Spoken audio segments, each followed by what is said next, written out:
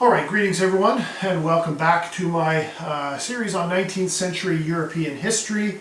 This lecture should follow the one called Changes in the Balance of Power, if you're watching these in order.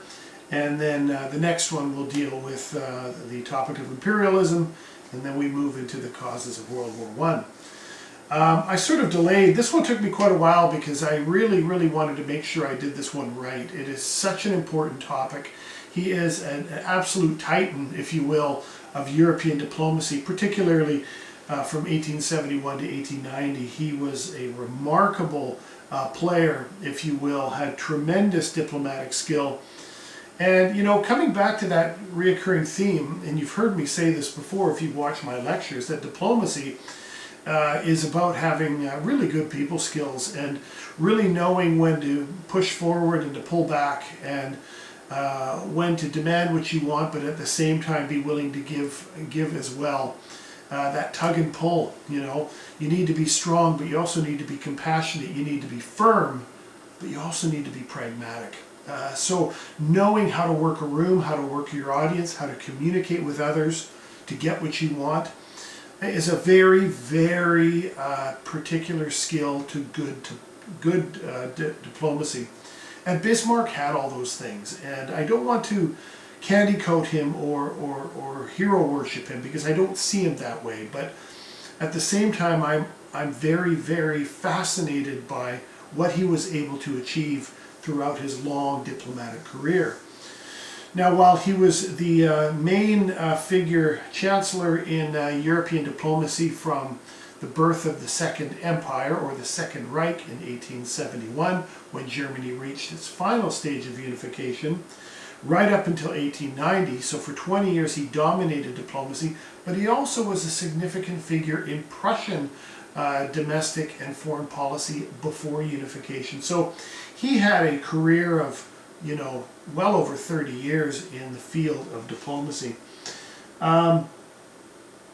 And he would be forced into retirement. We're going to get into those details, but I want to launch into this right away. Here's a painting. These are paintings of him. Of course, he wore the Pickelhaube helmet. You've heard me probably talk about the Pickelhaube. I've got one of these in my classroom. Students are always quite fascinated with that, but let's move on. So, right into 1870. So, in 1870, he was the main figure in Prussian politics. So the Prussian victory over France in 1870 marked the end of French dominance of the European continent.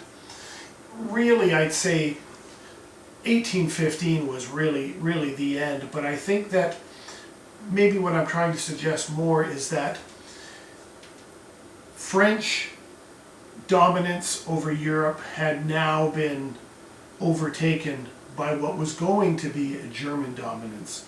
Now for Bismarck, his idea wasn't about being the master of Europe or being the aggressor. Really for him, his whole thing was very straightforward. In 1871, he said that Germany had reached its largest practical size, and that everything that must be done from this point forward must be to maintain peace and stability so that Germany can industrialize and develop. And in the field of foreign policy, he said also very simply, on the side of five major players, France, Britain, Austria-Hungary, Imperial Germany, and Tsarist Russia, always be on the side of three. Doesn't matter which ones. He preferred to keep France out of it. He always wanted to isolate France, but always be on the side of three in the field of five major players. And of course by 1914 Germany was on the side of two. So, you know, a lot of very interesting observations and sort of ideas that he would reflect on and come to be known for. The center of power would shift to a newly united Germany and its chancellor, Otto von Bismarck, who would dominate diplomacy for the next 20 years. So, you know, and you got to consider too that the new Germany was right smack in the middle of Europe. They had Austria to the south, Russia to their left, and then to the right they had France and Britain. So, you know, you had to ensure for your own sense of security, you had to have some semblance of a good relationship with your neighbors. Prussian victory would unleash a wave of nationalism and support for Kaiser Wilhelm I, and the adoration of the military would pervade German society until the end of World War II. So much of the stereotypes that we have about German militarism, mostly perpetuated by World War I, but most specifically about the rise of Hitler and the Nazis in World War II, that image of that militarism, that arrogance, that nationalism, really stems more from Prussia than any other region of Germany. And I'm not trying to throw Prussia under the bus, but Rhinelanders were very different people. Bavarians were very different as well, and you go up to the north into the Schleswig-Holstein region, they're also very different. Not only is the dialect very different, but culturally quite different as well. So that image that we have of militaristic, nationalistic Germany really stems from Prussia. Despite military posturing, Bismarck spent 20 years keeping Germany out of war and Europe at peace. So this is that idea I was mentioning earlier, that he projected this image of toughness and strength, but he did so for the sole purpose of maintaining stability for Germany. Alright, so France's surrender touched off a 72-day civil war between the National Assembly and the Paris Commune, a revolutionary city council. So, there was a lot of inner turmoil once Prussia defeated France. And of course, Prussia would occupy Paris specifically after the Franco-Prussian War. And there's a lot of bitterness about that. And one of the greatest and most humiliating aspects of this war for the French was not only that they lost and that Paris was occupied, but the idea that the Germans, now the Germans, not just the Prussians, Greater United Germany, had the audacity to declare their new Second Reich, their new united German nation state, not in Berlin, not in Frankfurt, but in the Hall of Mirrors at the Palace of Versailles in France. So a moment of profound humiliation for the French, and something that they would never forget. And when you get to 1919, and the vengeful Diktat, as the German called the Treaty of Versailles, very much, a lot of that was embedded in the roots and anger of that defeat in 1871. So soon after, France began to steadily industrialize, but her prestige was at its lowest since 1815, yet by 1914 the position was reversed, and France was central to an alliance system that isolated Germany. Of course, we now know Bismarck, well, I'll talk about how he was released, but in 1914, you had Britain, France, and Russia on one side, and Germany and Austria-Hungary on the other. And into the war, a year into the war, Italy would jump in with the Allies, Britain, France, Russia, and the Ottoman Empire would go the other way and join Germany and Austria-Hungary. During this period of isolation, France's leadership emphasized expanding French colonialism, which they did, and during the scramble for Africa, they would come to near blows with Germany. Germany was very much a late bloomer in the age of imperialism, and Bismarck himself wasn't particularly keen on it. He thought it was wasteful, required too many resources, it required a navy, armies, and so on and so forth, and his big thing was building up Germany at home. But he was under pressure from certainly business interests who saw great opportunity in exploiting poor and underprivileged nations around the world, which is essentially what imperialism is. A simmering hatred and resentment of the new Germany continued, and the 1870 defeat would make coexistence unthinkable. So when Germany does defeat France in the Franco-Prussian War, as far as Bismarck's alliance system would develop throughout the next 20 years, ever reaching out to France was just not going to happen. I mean, yes, you want to be on the side of 3 over 5 players, but France isn't going to be one of them. And I think Bismarck and the Prussians, and now a united Germany, was well aware of that enmity, and that there was probably not going to be any détente between these two nations anytime soon. So Germany's biggest concern, rather, being in the center of Europe, was fighting Russia and France at the same time. You know, it's funny that Bismarck would talk about this, that we can never, ever fight a two-front war. That's exactly what happens in 1914, though. So Bismarck, if he was going to avoid a two-front war, then he was going to have to reach out to the Russians. Bismarck wanted to keep France isolated by preventing alliances with England, Russia, and Austria-Hungary. And since England and France were democratic, for the most part, their foreign policy would be subject to public approval and also subject to change, making them unreliable allies. This is interesting perspective, because while Germany was not an absolute monarch in a traditional sense, the monarchy, in this case the kaiser and the chancellor, had a heck of a lot of power. They could almost guide foreign and domestic policy outside the mechanisms of parliament in the Reichstag, which was Germany's parliament in Berlin. So Bismarck's perspective was, well, if they just keep voting different people in every 4 years, then their foreign policy is going to be unstable, because their foreign policy is going to be determined by the parties that get elected into office. So in that regard, that was one of many reasons of why Bismarck was not a fan of democracy.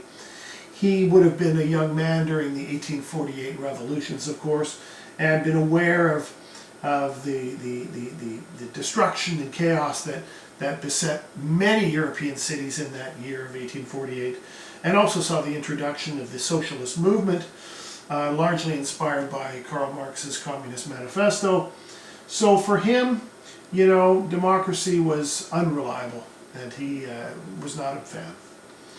Initially, Bismarck ignored England because she was an island nation and distracted by her vast colonies, so it was like, well, they got their own thing on the go. They're separated from the rest of the continent by water, and they're fixated on their empire, and which is true, because Britain's empire was, you know, encompassed 25% of the Earth's surface. I mean, you know, the sun never set on the British Empire, as I've said before. So they were plenty distracted in maintaining this vast colonial network. France had to be watched because she was destined to seek revenge, so keep a close eye. This left Russia and Austria-Hungary autocratic governments who Bismarck would reach out to. So he would have been more favorable to doing business with the Russians and the Austro-Hungarians because their power base appeared more stable. That is, that there's not going to be a shift every 3 or 4 years when they have elections in foreign policy. That if you make a deal with Tsar Nicholas I or Alexander II or whoever it is at the time, it's pretty certain that those agreements will stick, because there's never any concern about an absolute monarch getting voted out of power. All right, so the Three Emperors League is one of his first major endeavors. Bismarck reached out to Alexander II of Russia and Franz Joseph of Austria-Hungary, and this agreement was based on the idea that they would not interfere in each other's spheres of influence. Interesting. Now, they of course would have to first determine what is each respective sphere of influence, and those are conversations that they had. You know, Bismarck already understood that, you know, where Poland was concerned, well, that was in Russia's sphere of influence, and you know, where Schleswig-Holstein was concerned, or Denmark, not that Denmark was a concern, but you know, that would be seen as in Germany's sphere of influence. So each nation would agree not to interfere in other regions that those nations would see as a potential threat to their national security. The Russian alliance was crucial as they had an 800,000-man army. They both had interest in divided Poland. We see that in 1940, don't we? Or 41 rather, with the Nazi-Soviet pact and the partition of Poland. Germany could provide support for Russian interests in the Black Sea and the straits leading into the Mediterranean. So, the Eastern question, right, that comes up. Russia, of course, understandably fixated on access between the Black Sea and the Mediterranean through the Dardanelles, where the Battle of Gallipoli would be fought in 1915, and also the Straits of Gibraltar. that, you know, the Black Sea was important to Russia because it offered year-round ice-free ports in a way that the northern ports didn't, because in the northern ports would be the Archangel, Murmansk area up there would be frozen in half the year, so your navy was locked in. Mind you, nobody would invade you either because nobody could get in, but you can't get out. So the Black Sea was year-round warm water access. Bismarck would grant Austria-Hungary support of their expansionist policy in the Balkans, but this proved a flawed strategy as Russia had interest in supporting Slavic peoples there as well. So a lot of these conflicts are almost alluding to the major factors that lead to 1914, you know. So he's kind of trying to appease both, make them both happy, when in fact both the Russians and the Austro-Hungarians had interests in the Balkans. Signed in 1873, Germany needed to prevent conflict in the Balkans between Austria-Hungary and Russia.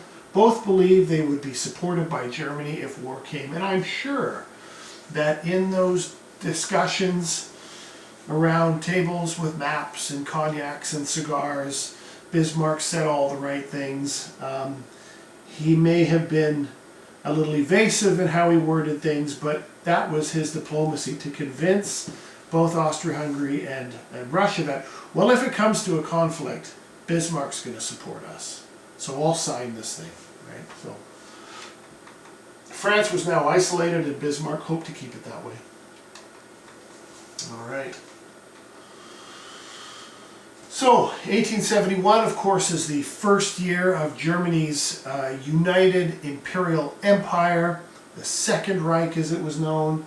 1871, Bismarck drafted a constitution for a Prussian-dominated Germany with Berlin as the capital, and Kaiser Wilhelm I, the grandfather to Kaiser Wilhelm II, and we'll talk about at the end, as absolute monarch and with his appointed chancellor running domestic and foreign policy.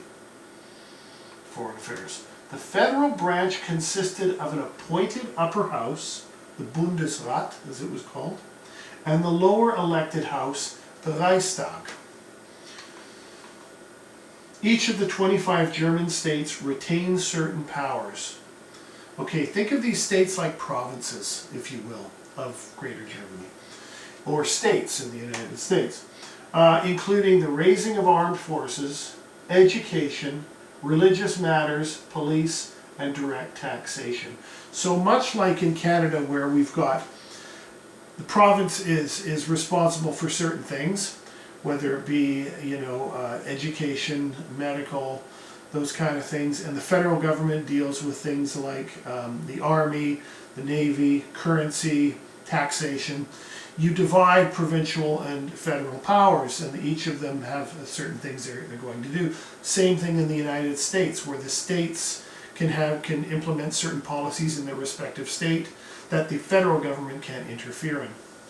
So, same kind of thing here. Hereditary rulers appointed representatives to the Bundesrat based on population, giving Prussia 17 votes of 58, giving it veto power. So, in the way the Bundesrat is set up so that the key players, both of course the King of Germany and the Chancellor of Germany, are both Prussian, so they're going to put their own Prussian interests before anything else because they've got the majority as well. So, deputies in the Reichstag were elected and given control of the federal budget. Interesting. They also approved or denied funding. So, at the end of the day, there's a sort of illusion of democracy. So even though members in the Reichstag are elected, there's only very specific things and decisions that they can make. But it is within the context of a relatively authoritarian, absolutist-ish kind of government, you do have elements that allow for certain democratic rights, and that would happen in the Reichstag. Okay, Bismarck's legislation program. There he is there, in the middle, looking very strong. He was a big man, low voice. The army budget would be raised by the Reichstag on a yearly basis based on 1% of the population, with a review every 7 years. To get a working majority in the Reichstag, Bismarck sought to ally the liberals and conservatives against the Catholic Center Party in a program called Kulturkampf. And we'll talk about the Kulturkampf. Declining loyalty to Catholic doctrine due to the appeals of materialism during the Industrial Age forced the Pope to instill the idea of papal infallibility, causing Bismarck to raise the specter of papal interference in German progress. At the heart of Bismarck's quarrel with the German Catholic Church was the idea that their loyalty was to a foreigner first, the Pope in Rome. And German nationalism demanded loyalty to the state, which is why Bismarck went after the Catholics and why he would later go after the socialists, because the socialists claimed to be part of an international organization, not necessarily loyal to the German state, but to the working class.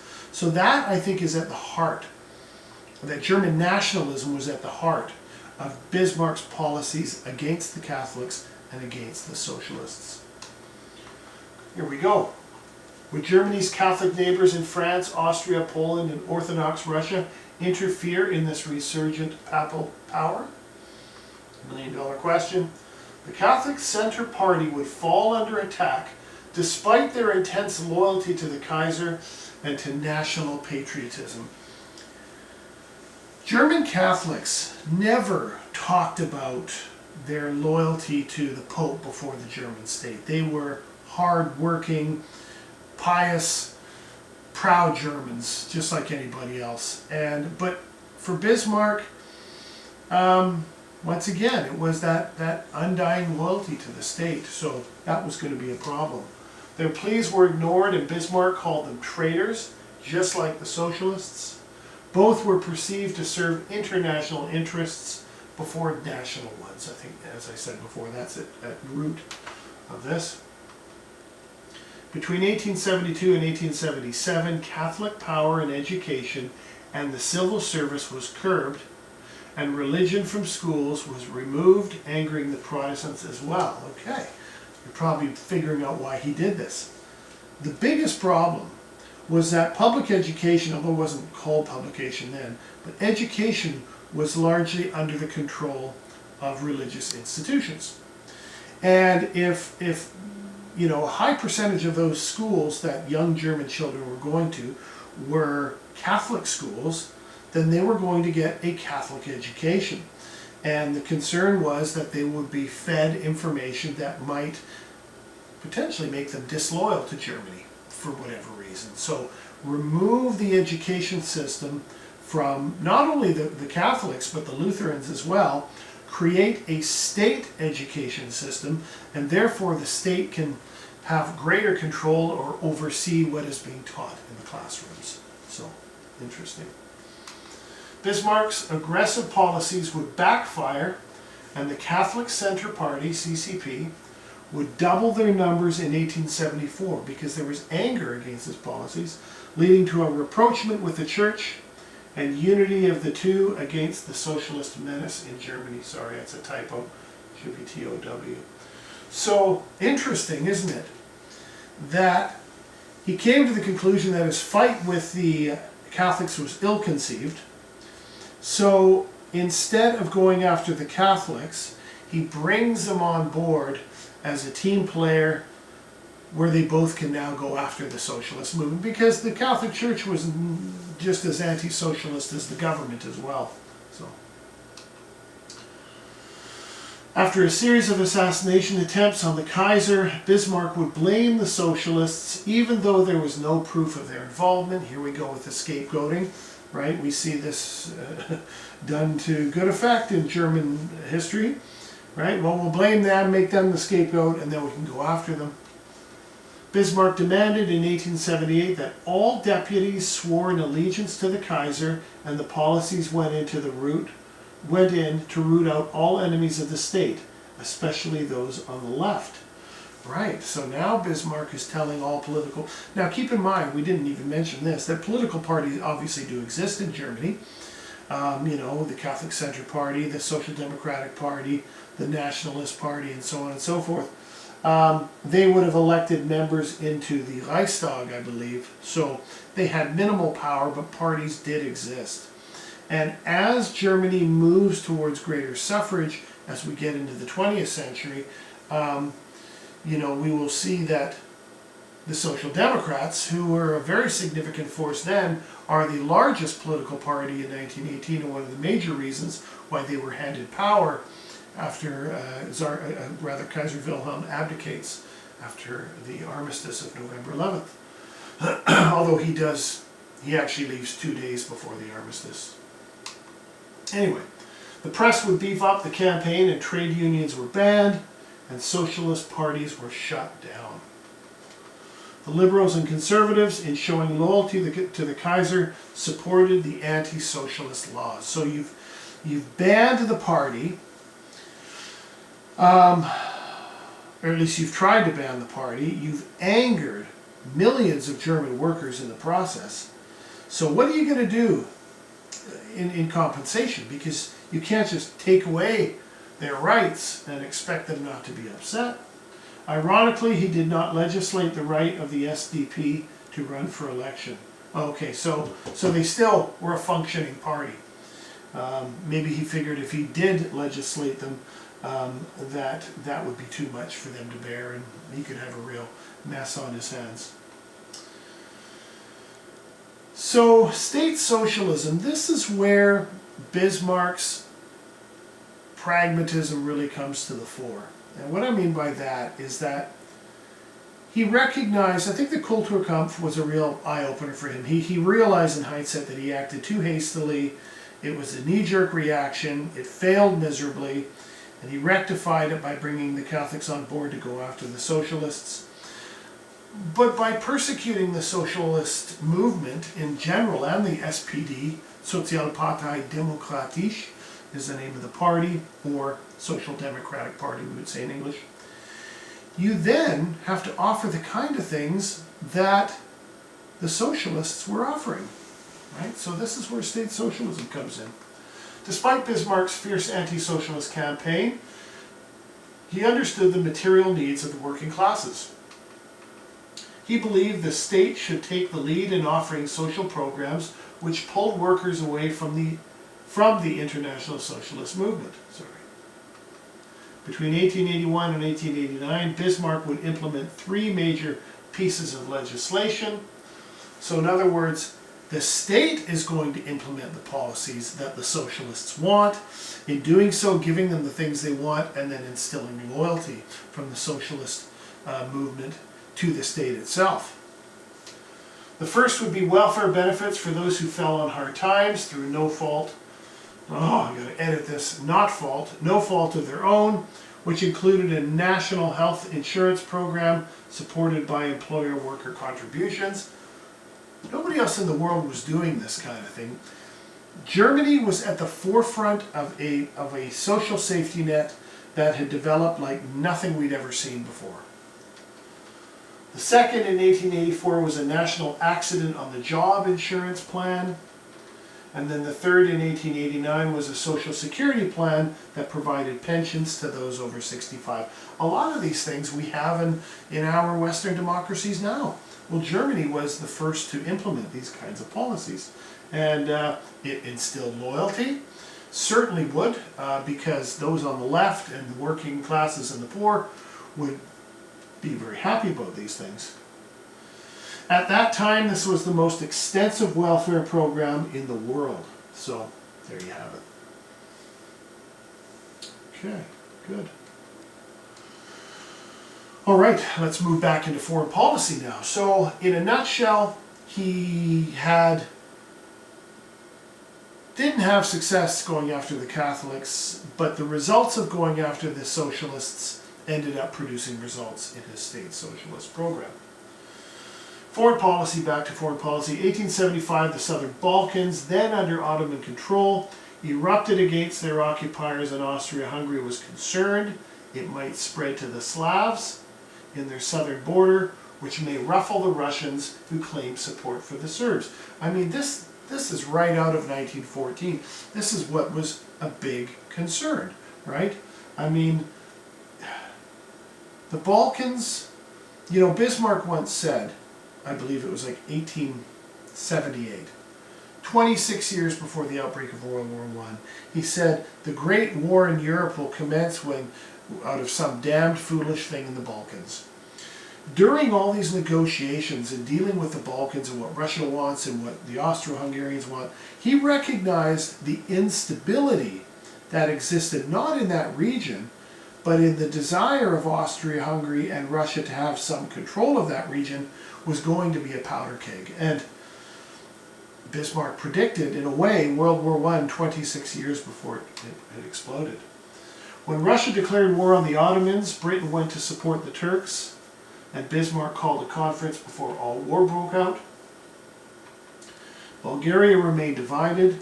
Britain got Cyprus. That's why Britain controlled Cyprus. Russia could build ports in the Black Sea, which was very important to them. But the Bosporus and Dardanelles Straits remained in Ottoman hands. Okay? And remember, the Dardanelles were those water straits, very narrow straits, some of them, parts of them anyway, that connected the Black Sea to the Mediterranean.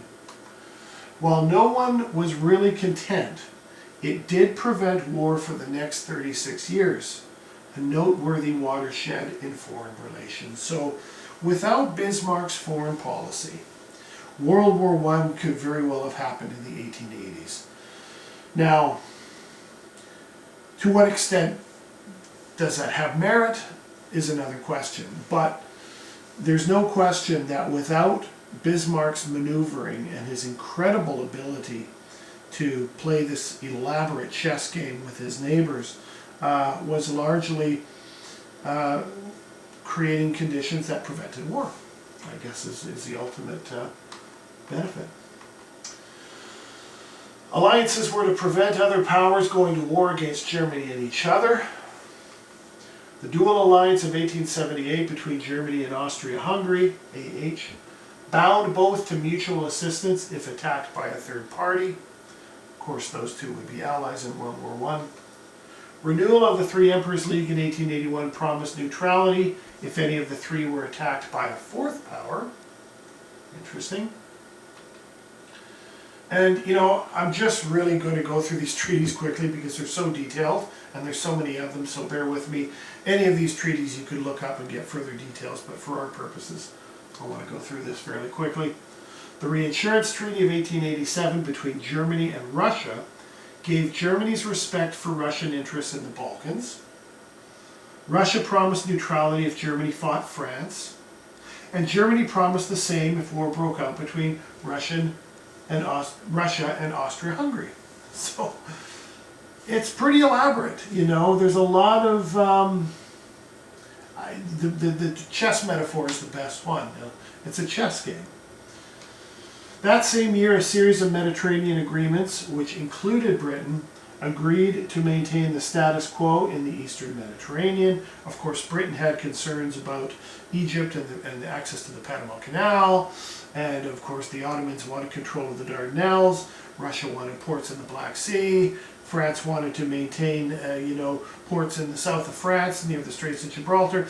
I mean, the Mediterranean, particularly the eastern Mediterranean, was also a bit of a powder keg region between all the major players of Europe. Well, as we said earlier, Bismarck was not a huge fan of the idea of getting caught up in this scramble for Africa and race for colonies. I mean, as it is, Britain and France had carved out quite a network of empires for themselves for the previous several hundred years. But massive industrial growth in Germany, overpopulation and overproduction, along with mass unemployment, could be solved by gaining colonies. It also would provide Germany with much needed resources, but by 1885, German merchants and bankers refused to pay for colonial administration, and the imperial venture faded. So the passion for colonies was pretty weak at best amongst Germans, and particularly in business interests who were expected to foot the bill for the expensive policy of, rearing up a navy and soldiers and sailors, and not only that, but getting down to the colonies and then maintaining those colonies. Very, very expensive enterprise. Taxes needed to be raised for the armed forces, so colonial expenses were too much to sustain. There you go. This brief stint in colonialism did severely concern Britain and France, who would begin to look to each other for support. So it was Germany's haphazard and sudden knee-jerk reaction to get into the colonial race that drew France and Britain together, because even though France and Britain had been competing for colonies for years, they'd kind of come to a place of mutual understanding and respect of each other's spheres of influence. But when Germany begins to set up shop in between French and British colonies, it creates a bit of tension. So that was a big part of what drew Britain and France together. But I would say a bigger part would be the volatility of Kaiser Wilhelm II. There he is there. And there he is here with Bismarck. So I go into greater detail about the life of the Kaiser in my Causes of World War I lecture. So if you're interested in the Kaiser, that would be the one to look at, because I go into great detail about his life. So we'll cut to the chase in this one. So Wilhelm's father died after 90 days in power, and the 29-year-old became the leader. He was arrogant and adventuresome and did not like the spotlight Bismarck had, and he wanted to be the center of attention. I mean, this is the incredible irony, maybe not irony, but tragedy of the idea that Bismarck had forged these complex webs of relationships with all these nations of Europe. And then the Kaiser comes into office and says, I alone rule Germany. I want a chancellor who's subservient to me. And I do not want a chancellor that steals the spotlight. Bismarck was a huge figure in German politics, and certainly much loved and revered. After several clashes of policy and personality, Bismarck was forced to resign by the new monarch. Despite this, Bismarck's role in unification and peace that followed is undeniable, especially with the period of the Kaiser from 1890 to 1914. We can see very clearly how his leadership, his antagonistic approach, his bombastic, in-your-face personality, his abrasiveness really upset this balance of power that Bismarck had so cleverly forged for 20 years. Germany emerged strong and powerful under the Iron Chancellor, Bismarck that is, but his gains began to fall apart as the new brash Kaiser insisted upon taking a more direct role in foreign policy. And as I said, that's where things really began to fall apart. All right, and for our purposes, that's where we're going to stop. Bismarck is dismissed in 1890. I believe he passes away in 1898. I mean, he was getting up there in age. Retirement would be coming very soon anyway, had he not been forced into retirement by the Kaiser. But most historians agree that, Bismarck's contribution to European diplomacy is enormous. I mean, I would almost kind of compare it to the Metternich period. And I'm sure, and I know Bismarck was a great admirer of Clemens Metternich and understood what it was that he was trying to do. So anyway, if you're interested in a further look at the Kaiser and a further look at the Balkans and all the things that occur that lead to World War I would strongly suggest looking at the Causes of World War I lecture. Anyway, thank you again, and we'll see you next time. Take care.